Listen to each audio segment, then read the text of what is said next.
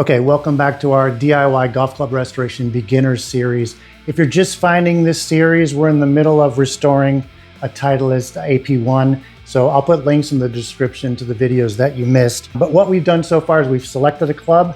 We ran through our restoration checklist that you can find in my book. We removed the club head from the shaft. We removed all of the paint fill, and now we have a clean slate. So now we're going to talk a little bit about scratch and dent repair. And this is where you're really going to see the transformation from, a beat up club into something that looks, like a restored club in these steps here. First thing I want to talk about is a little bit about dent repair. If you have a dent in your golf club, it's likely that the metal didn't go flying off the club. That metal just moved. And the best way to illustrate that is with this pillow. If I punch this pillow, the shape of the pillow appears to be different, right?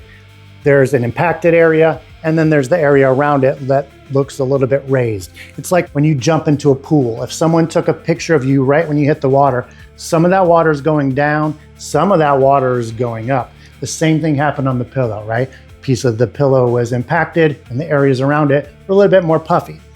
To get the pillow back into place, you can tap around the pillow to move the feathers back towards the middle, and then it looks flat again. Same thing happens on a golf club. That metal's not missing, it just moved. And the way to get it back into shape is you can use this, a ball peen hammer. This has two ends to it. It has this sort of rounded area here, and then it has a very flat surface here. To fix a dent, you can tap around the impacted area towards the middle. That will move the metal towards the impacted area. It might still be raised, but it's moving inwards. And then to get it flat, you use this end, tap it back down, bat, bat, bat, bat.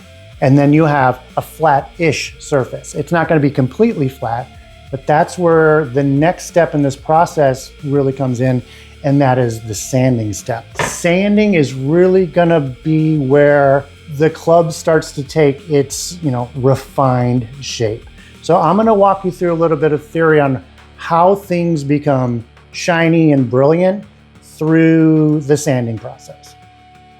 If you look closely at this golf club, there are thousands and thousands and thousands of little scratches going in all different directions. They have different depths, they have different angles, they have different lengths, and that affects how we perceive the surface of this golf club. If you were to carry a mirror and you dropped it into a pile, all of those different pieces of mirror are going to reflect light in different directions, right? The same thing happens on a golf club. When light hits those little bits of scratches, that light scatters in different directions. So we don't get to see its true brilliance. But if you wanted to fix that mirror, first thing you would do is you would lay all of the pieces flat. And then you could move all of the pieces of the mirror closer and closer and closer and closer together until it resembled a mirror again. And then you could, look in that mirror. What we're gonna do in the sanding step is we're gonna take all of these scratches and we're gonna make them flat. And then we're gonna train them to go in the direction that we want them to go, in a single direction, so they're not scattering all over the place. And then we're gonna take those scratches and we're gonna move them closer and closer and closer and closer together until we can't see them anymore. And we do that by using various grits of sandpaper. We're gonna start with the most coarse grit in our lineup, whatever we start with. Start with a 120, we're gonna sand the entire club with the 120, and we're gonna get all of our lines going in a single direction. Then when we're done sanding with that one, we're gonna move to the next number in our progression. We started with the 120, we'll go with the 220. That moves the lines just a little bit closer together. Then we'll move to the 400, then we'll move to the 600. When we're done with that, then we can progress on to the polishing stage, because you really don't get much more out of it once you hit like the 600 or the 800 range, because the polishing wheel will take care of all that for you, and you don't have to do any manual labor. Couple of tips for success. Tip number one, don't push hard with the sandpaper. Let the paper do its job. I'm gonna shake your face and tell you, don't push hard with the sandpaper. A fresh piece of paper is its sharpest when you first, tear that piece off. If you push hard with a fresh piece of paper, you're gonna carve little tiny grooves into the surface of the club. And you're gonna bury those in your finish, because as you progress through the finer, grits of paper, it's gonna be very difficult to get those out. Even though you can barely see them with your naked eye, you're gonna see them when the club is finally polished. So don't push hard with the sandpaper. Second tip is use fresh piece of paper, but don't change grits often. So change paper, but not grits often. So use a piece of sandpaper until it's kind of done its thing, rip a new piece and keep going. You don't need to expend it until it's bald. Rip a fresh piece, keep going. And if you don't push, you're not gonna screw it up. So that's rule number 2. Change papers often, but not grits often. And,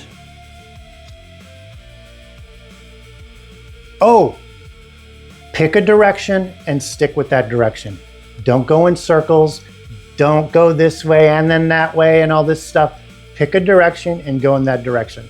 The direction that I generally pick is the direction that I'm gonna end up polishing the club. So for this area, you could polish it this way or you could polish it this way. That's not a problem. Same with the toe. I could hit this with the polishing wheel here. I could hit the face going in this direction. On the hosel here, I can go in this direction. But the weird piece is that top line. You can't really fit your wheel into there when you're polishing. So for this area, I generally go this way versus that way. One last bit of advice. Don't think that this is work. This step might sound like the most labor-intensive, boring step of the whole process, but it's not. This is the step where you get to zone the F out. You get to turn off your phone, you put on some music, you grab something cold to drink, and you just chill out and you disappear. And by the time you're done with, sanding this thing, you're gonna be as restored as the golf club is. I know that sounds, hippie stoner talk, but it's true. And I challenge you to come out the other end of this process and not feel refreshed yourself. So don't think of this as work. Think of it as a chance for you to actually revitalize yourself.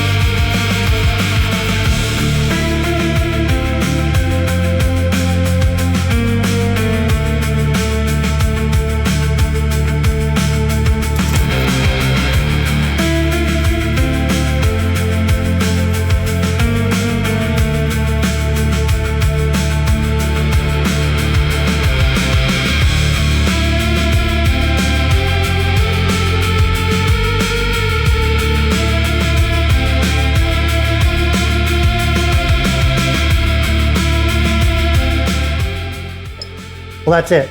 That's the sanding step, and that's really easy to do. I would say the first pass would be the more labor intensive. But once that's done, the rest of the grits go really, really quickly. And you can see how great that looks just by using 4 different grits of sandpaper. Now, imagine if you kept going and you did like an 800, 1,000, or 2,000, whatever, this thing would really start to shine. We are gonna keep going with the process, but we're not gonna use sandpaper. We're gonna mimic the sanding process by using the polishers. This is gonna go very, very quickly. You're really gonna see this thing come to life when we start to use power tools.